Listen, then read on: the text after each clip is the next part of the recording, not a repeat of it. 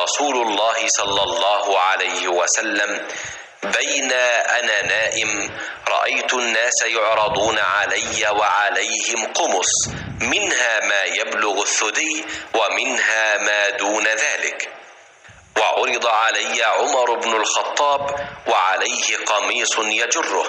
قالوا: فما أولت ذلك يا رسول الله؟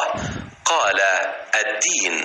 حضور اکرم صلی اللہ علیہ وآلہ وسلم نے فرمایا: میں ایک وقت سو رہا تھا، میں نے خواب میں دیکھا کہ لوگ میرے سامنے پیش کیے جا رہے ہیں اور وہ کرتے پہنے ہوئے ہیں، کسی کا کرتا سینے تک ہے اور کسی کا اس سے نیچا ہے۔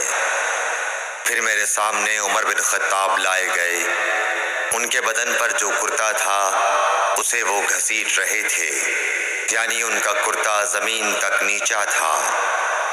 صحابہ رضی اللہ تعالیٰ عنہ نے پوچھا کہ یا رسول اللہ اس کی کیا تعبیر ہے؟ آپ نے فرمایا کہ اس سے دین مراد ہے۔